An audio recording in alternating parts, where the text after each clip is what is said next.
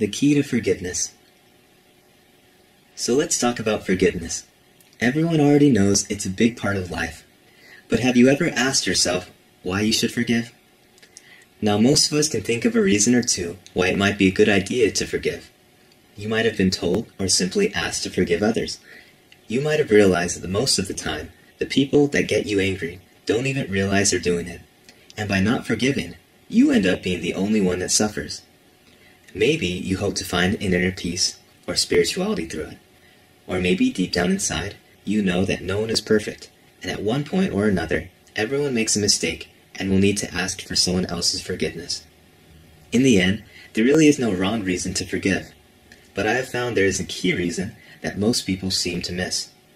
I'm going to use some simple concepts to explain it, beginning with the law of cause and effect. Now, as the name implies, it means that for every cause there is an effect. There can be no cause without an effect, and no effect without a cause, meaning everything that happens must happen for a reason. So when we look at a person and their environment, which includes people, locations, and situations, although some parts may appear to happen by luck or chance, it isn't. If it ever appears to be like that, we must be missing something. Because whether we understand it or not, everything still happens for a reason. Nothing is by chance. There had to be some cause to the effect.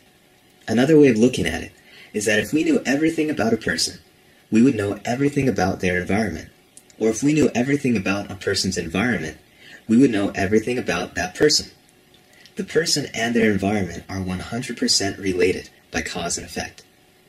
But if this is true, the question is, does the person make the environment, or does the environment make the person?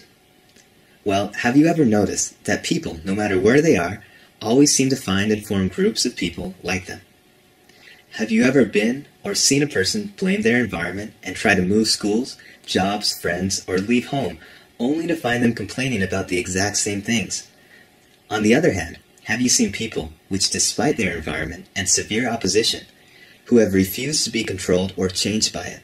These people actually have the opposite effect and seem to change their environment by changing themselves. Now, it's easy to feel like our environment determines who we are. But let me propose the idea that it is actually the other way around. We are in complete control of our lives. The problem with people is that in most cases, we don't know who we really are or what we really want in life. And because of that, there are things that happen to us that we feel are controlling or negative to us. But let's just say for a second that we really do control the things around us. For instance, let's say someone injured me. I might feel like he had wronged me, and now I need to forgive him for doing it to me. But what if I wanted that to happen? I just didn't realize it. For instance, what if it happened only because I wanted to learn patience? Or what if I get annoyed by people that are always gossiping about other people? I may feel that I need to forgive them for doing it around me.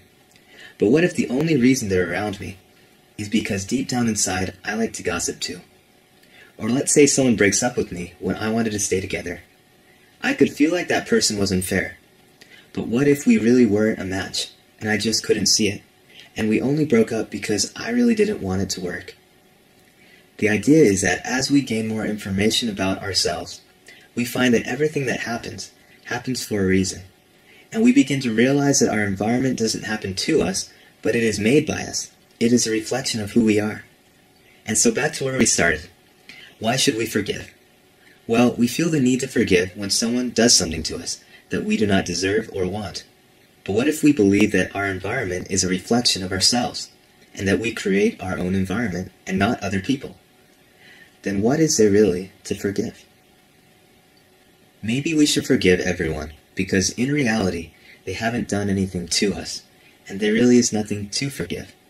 And reflecting on that, we may begin to realize that how we speak, see, and treat other people is really how we see and treat ourselves.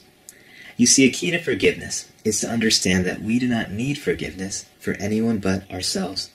And in the act of forgiving, accepting, and understanding the people and situations around us, we will actually begin to forgive ourselves for our weaknesses and mistakes. And finally, we may even begin to understand and accept who we are and what we want in this life.